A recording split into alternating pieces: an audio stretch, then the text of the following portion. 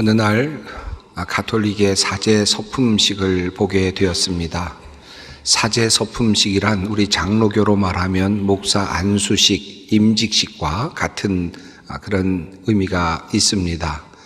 예배학을 전공한 저로서는 조금은 부러운 마음으로 그 예식을 보았습니다. 제가 부러움을 갖는 이유는 그 예식이 보여주는 장엄함 때문입니다. 멋진 그런 예식, 또 정말 큰 의미가 있는 그런 예식으로 그렇게 보여지기 때문입니다. 가톨릭 사제 서품식에서 하이라이트가 있죠. 그것은 바로 사제로 서품 받는 분이 바짝 엎드리는 그런 장면입니다. 모든 사제 서품을 받는 분들이 바닥에 엎드리게 되고, 또 손과 머리 사이에는 그가 평생 동안 입을 제의가 놓여 있습니다. 사제들이 큰 공간에서 그렇게 예배를 드리는 장면은 보는 사람들에게는 큰 감동이 아닐 수 없습니다. 특별히 저의 눈길을 끌었던 것이 있었는데, 그렇게 그들이 엎드린 다음에 하나님께 축복하며 기도하는 강복의 기도 내용이었습니다. 그런데 그 기도를 들으니까 굉장히 긴 기도였습니다. 처음에 기도는 이렇게 시작을 합니다. 하나님, 성부이신 하나님께서 이제 사제로 서품받는 그들에게 강복해 주십시오라고 하는 기도문으로 시작이 됩니다. 두 번째로 이어지는 내용은 성자이신 그리스도께서 그들에게 강복해 주십시오라고 하는 기도가 이어지고요. 그리고 또 이어지는 내용은 성령이신 주님께서 그들에게 강복해 주십시오라고 하는 기도가 또 이어졌습니다. 그리고 또 이어지는 내용은 삼위일체이신 하나님께서 그들에게 강복해 주십시오라고 하는 기도가 또 나왔습니다. 여기까지는 그런대로 괜찮았는데, 그 다음부터 이어지는 기도문을 들으면서 제가 그들을 향한 부러움이 살짝 사라지는 것을 느꼈습니다. 그 다음의 기도문은 성모 마리아여 그들을 강복해 주십시오 라는 기도문이었고, 그 다음에는 성 미가엘 천사들의 이름을 하나씩 부르면서 그들에게 강복해 주십시오 라는 기도였고, 그리고는 또 베드로와 바울과 그리고 또 여러 사도들의 이름을 부르면서 그들 한 사람 한 사람의 이름을 부르면서 그들에게 강복해 달라라고 하는 기도가 이어졌습니다. 그리고는 또 이어서 성자들의 이름들이 한 명씩 거명이 되었는데, 성 니콜라우스, 성 안토니오스와 같은 이름들이 계속 거명되면서 조금은 지루해 보이는 듯 계속해서 그들의 이름이 불려지고 그들로 하여금 강복해달라는 기도가 이어졌습니다. 여기까지 이 부분에서 개신교회와 가톨릭 교회의 차이가 여전히 존재하고 있구나 하는 그런 생각이 들기도 했습니다. 성부, 성자, 성령 삼위일체이신 하나님께 강복해달라고 기도하는 것으로 충분하지 않았을까? 개신교의 입장에서는 그런 생각이 들 수밖에 없겠죠. 그 이후에 나타나는 많은 사람들의 이름을 굳이 강복해달라고까지 그렇게 말할 필요가 있었을까 하는 그런 생각이 들기도 했습니다. 물론 이러한 예식을 통하여서 사제의 직분이 수많은 사도들과 천사들과 성인들과 연결되고 있음을 보여주는 것은 의미가 있을 것입니다만은, 그러나 그들이 그 사제로 서품 받는 사람들에게 강복한다라고 하는 그 표현은 사실 조금 우리들에게는 받아들이기가 어렵겠다 하는 그런 생각이 들기도 하였습니다.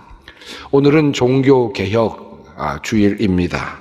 중세교회의 타락에서 벗어나서 바른 신앙으로 출발한 종교개혁을 기억하는 날이기도 하고요. 또한 우리들이 과연 지금도 바른 신앙 안에 서 있는가를 다시 점검하는 그런 날이기도 합니다. 종교개혁 506주년이 되는 오늘, 과연 우리는 바른 신앙을 가지고 있다라고 그렇게 자부할 수 있겠는가 하는 생각을 하게 됩니다.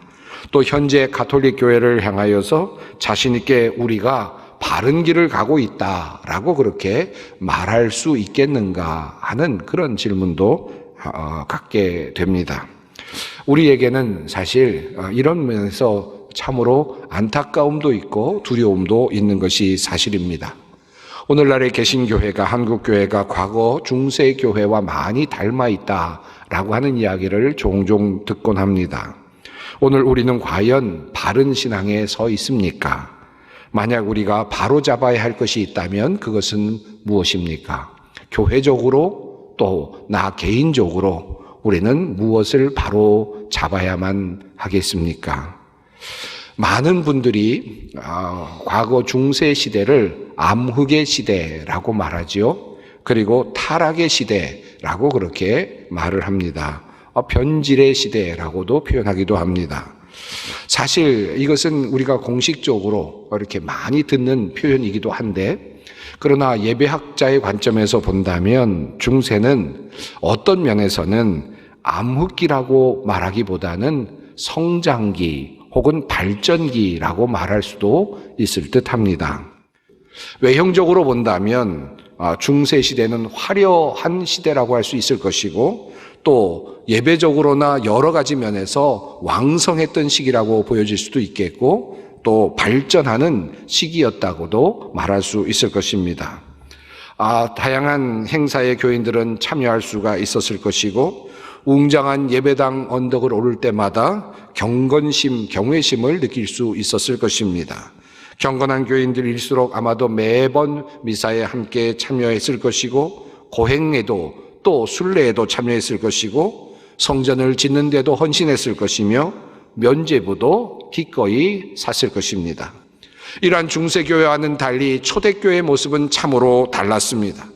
그들의 모습은 확신에 차 있었던 것입니다. 초대교회 교인들은 그저 큰 건물에 모일 수도 없었지요. 예배당을 만들지도 못했습니다. 그리고 특별하게 잘 정교하게 마련된 예배 순서도 가지고 있지는 못했습니다. 그러나 그들에게는 한 가지가 있었는데, 바로 신앙에 대한 확신, 신념이 있었습니다. 그들은 카타콤이라고 하는 지하 공동 무덤에 박해를 피하여서 모였습니다. 그때마다 시신들이 널려있는 그곳에서 그들은 매번 만날 때마다 예수께서 부활하셨습니다, 정말로 부활하셨습니다를 외치면서 그렇게 환호하며 그들의 신앙을 확실하게 다지곤 했습니다. 이것이 바로 초대교회의 신앙이었습니다. 그들에게 더 이상 죽음은 두려움이 아니었고, 그들에게 박해와 고난은 도리어 순교의 대열에 참여할 수 있는 영광스러운 기회가 되고 있었습니다. 그들에게 죽음은 어떤 의미도 없는 것이었고, 그들에게 가난이나 어떤 고통도 더 이상의 큰 의미가 없었습니다. 그들은 참된 자유를 누리고 있었습니다. 많은 사람들이 오늘날의 교회를 보면서, 특별히 개신교회, 한국교회를 보면서 중세교회를 닮았다라고 하는 말을 합니다. 아마도 이렇게 말하는 이유는 여러 가지 다른 이유가 있을 것입니다만은, 하지만 적어도 우리가 교회 생활 속에서 나타나는 현상을 본다면 그 비판은 일리가 있어 보이기도 합니다. 우리에게도 새벽 기도회가 있고요, 부흥사경회도 있고, 또 많은 주간의 예배들도 있고, 신방 예배도 있습니다. 성지순례도 있고, 선교지 방문도 있고, 각종 기도원에서 신유은사 집회도 있고, 심지어 과거에는 먹으면 좋다는 기도원에서 판매하는 생수도 있기도 했습니다. 그런데 이러한 신앙의 삶이 도리어 우리를 해갈시키는 것이 아니라 도리어 우리를 목마르게 하고 있다. 만약에 그렇게 우리를 목마르게 하고 있다면 우리는 지금 바른 신앙에서 벗어나 있다라고 말할 수 있습니다. 늘 부족하고 참된 자유와 해방을 누리지 못하고 살아가고 있다면, 우리가 교회에서 늘 예배를 드린다고 하지만, 봉사를 하고 있다고 하지만 참다운 자유와 해방을 누리지 못하고 있다면 우리는 바른 신앙 안에 서 있지 못하다고 할 수 있을 것입니다. 무엇이 문제일까요? 오늘 본문 말씀은 데살로니가 교회에 보내는 바울의 편지 서두 부분입니다. 바울은 데살로니가 교회를 향하여서 칭찬을 아끼지 않으면서 그들의 수고를 격려하고 하나님께 감사를 표합니다. 우리는 여러분 모두를 두고 언제나 하나님께 감사를 드립니다. 우리는 기도할 때 여러분을 기억하고 있습니다. 또 우리는 하나님 우리 아버지 앞에서 여러분의 믿음의 행위와 사랑의 수고와 우리 주 예수 그리스도께 둔 소망을 굳게 지키는 인내를 언제나 기억하고 있습니다. 여러분은 많은 환난을 당하면서도 성령께서 주시는 기쁨으로 말씀을 받아들여서 우리와 주님을 본받는 사람이 되었습니다. 그리하여 여러분은 마게도니아와 아가야에 있는 모든 신도들에게 모범이 되었습니다. 어떻게 해서 데살로니가 교회는 칭찬받는 모범적인 교회가 되었을까요? 긴 시간 동안 공을 들여서 사람들을 교육해서일까요? 좋은 프로그램을 만들어서였을까요? 좋은 예배당이 있어서였을까요? 좋은 선생님을 구하여서 양육하는 그런 일이 있었기 때문이었을까요? 데살로니 교회가 어떻게 모범적인 교회가 되었을까요? 이 데살로니가 교회와 관련해서 우리가 모든 것을 다 알 수는 없습니다만은 사도행전을 기준으로 우리가 생각하게 된다면 바울은 데살로니가 교회에 오랫동안 머물지 못했습니다. 그리고 많은 사역도 할 수 없었습니다. 여러분이 아시다시피 데살로니가 교회는 바울의 2차 전도 여행 중에 방문한 곳이었습니다. 빌립보를 거쳐서 데살로니가로, 그리고 데살로니가에서 베레아로, 베레아에서 아데네로 움직이는 일정이었습니다. 이러한 데살로니가의 방문의 이야기는 사도행전 17장에 소개되고 있습니다. 그런데 데살로니가에서 어떤 일이 일어났습니까? 바울은 그곳에서 3주 이상을 보내지 못했습니다. 그리고 박해가 일어났고 유대 사람들이 그들을 잡아서 가두게 되었고 결국은 야손이 보석금을 내어주고 도망가듯 데살로니가를 빠져나가게 되었습니다. 이것이 바울이 경험했던 데살로니가의 경험 전부입니다. 그런데 조금 후에 그곳에서 들려오는 소식이 있습니다. 너무나도 아름다운 소식이 들려오는 것입니다. 데살로니가의 교회에 대한 소문이 자자하게 주변 지역에 번져가고 있었습니다. 어떻게 해서 이런 일이 일어났을까요? 어떻게 해서 이런 멋진 교회가 만들어졌을까요? 이렇게 어떻게 멋진 모범적인 교회가 탄생할 수 있었을까요? 사도 바울은 그들에게 전한 복음에 대하여 이렇게 말합니다. 하나님의 사랑하심을 받은 형제들아, 너희를 택하심을 아노라. 이는 우리 복음이 너희에게 말로만 이른 것이 아니라 또한 능력과 성령과 큰 확신으로 된 것임이라. 사도 바울은 데살로니가 교회가 복음의 능력으로 성령께서 주시는 큰 확신으로 성장하고 있음을 보고 있었습니다. 바울은 그저 그들에게 복음을 넘겼습니다. 복음을 남겼습니다. 그런데 그 복음이 성령님의 도우심으로 확신으로 변하였고 능력으로 드러났다라는 것입니다. 사람이 한 일은 별로 없는데, 사람이 노력한 것은 별로 없었지만 하나님께서 그 복음을 통하여서 놀라운 역사를 이루어 가셨다. 그 이야기를 말씀하고 있는 것입니다. 데살로니가 교회를 향한 바울의 편지 속에서 우리는 복음이 얼마나 위대하며 큰 힘이 있는지를 보게 됩니다. 우리를 살리는 것이 복음이며 우리를 해방케 하는 것도 복음이며 우리에게 참된 자유를 주시는 것도 복음이며 우리를 영원한 희망으로 인도하시는 것도 바로 복음인 것입니다. 저는 이곳에 모인 모든 소망의 성도들이, 그리고 온라인으로 또는 방송으로 이 설교를 듣고 있는 모든 성도들이 이 복음의 능력을 경험할 수 있기를 간절히 바라고 있습니다. 이 복음을 통해서 참된 자유와 해방을 얻게 되기를 간절히 바랍니다. 물론 교회 예배당도 중요하죠.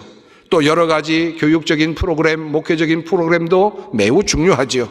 또 경건한 예배를 드리는 것도 중요하지요. 그러나 이 모든 것은 우리를 억압하는 도구가 되어서는 안 될 것이고 우리에게 참된 자유를 주기 위해서 돕는 도구가 되어야 할 것입니다. 그러므로 우리 주님께서는 말씀하십니다. 진리를 알지니 진리가 너희를 자유롭게 하리라. 이 말씀은 참으로 귀한 말씀입니다. 진리가 어떠해야 하는가를 말씀하고 있습니다. 진리는 우리를 자유롭게 해야 한다라는 것입니다. 이 말을 바꾸면 우리를 자유롭게 하는 것이 진정한 진리라는 말씀입니다. 우리를 살리고 우리를 해방시키는 그것이 바로 진짜 진리라는 말씀입니다. 우리를 얽어매고 꼼짝달싹하지 못하게 하는 것이 진리는 될 수 없는 것입니다. 우리를 두려움에 떨게 만드는 것이 있다면 그것은 결코 진리가 될 수 없습니다. 우리를 자유롭게 하는 것, 우리를 해방시키는 그것이 진리인 것입니다. 자, 그렇다면 이 말씀은 우리에게 무슨 의미를 주고 있습니까? 진리가 너희를 자유케 하리라는 이 말씀에 숨겨진 하나 중요한 단서가 숨겨 있습니다. 그것은 바로 우리가 무엇인가에 매여 있다라는 전제입니다. 여러분은 우리가 무엇에 매여 있다고 생각하십니까? 아마 여러분은 말씀드리지 않아도 그것이 무엇인지 개인적으로 잘 알고 계실 것입니다. 우리 모두는 무엇인가에 매여서 살아가고 있습니다. 근심에 매여 살아가기도 하고, 걱정에 매여 살아가기도 하고, 또는 자녀에 대한 문제로, 또는 미래에 대한 것으로, 권력에, 또는 어떤 것에, 재산에, 다양한 것에 매여 살아가기도 합니다. 우리는 병에 걸릴 것을 걱정하죠. 또는 가난해질 것을 근심하며 또 두려워하기도 합니다. 무엇인가에 우리는 매여 있음이 분명합니다. 이 매여 있는 것을 풀어내는 것이 바로, 풀어주는 것이 바로 진리라고 성경은 말씀하고 있습니다. 과연 그렇다면 우리는 무엇에 매여 있습니까? 이 매여 있는 것이 다 다른 것 같지만, 그러나 근원으로 돌아가 보면 그 근원에 바로 죽음이라고 하는 것이 있음을 알게 됩니다. 우리가 병을 두려워합니다. 병에 걸릴 것을 두려워하죠. 그 두려움의 근저에는 무엇이 있습니까? 내가 죽을 것에 대한 두려움이 있는 것입니다. 내가 가난해질 것을 두려워합니다. 그 두려움을 더 거슬러 올라가면 내가 결국 고생하게 될 것을 두려워하는 것이고, 결과적으로는 내가 그것으로 인하여 죽게 될 것을 걱정하는 것입니다. 결국 우리의 모든 우리를 얽어매고 있는 그 모든 것의 근원에는 사망이 존재하고 있습니다. 성경은 이 죽음이 하나님과 단절된 인간의 죄로부터 왔다고 분명하게 말씀하고 있습니다. 이 단절을 극복하기 위하여 하나님의 아들이신 예수께서 이 땅에 오셨습니다. 인간을 대신하여서 십자가에 달려 죽으심으로 하나님과 단절된 관계를 다시 이어주셨습니다. 우리가 사망의 얽매임을 받고 사망에 매여 있는 상태입니다. 그런데 이 모든 것들은 우리가 그냥 생각을 함으로써, 명상을 함으로써, 우리 나름대로 수련을 함으로써 이 문제를 풀어낼 수는 없습니다. 이것을, 이 얽어매여 있는 것을 풀어낼 수 있는 것은 바로 예수 그리스도께서 오셔서 그 죽음의 사슬을 풀어내시고 그 죽음의 권세를 풀어주셔야만 하는 것입니다. 거기에서부터 우리에게는 참다운 해방이 있습니다. 그러므로 예수를 통해서만 참된 자유와 해방이 있는 것입니다. 그러므로 바울은 말합니다.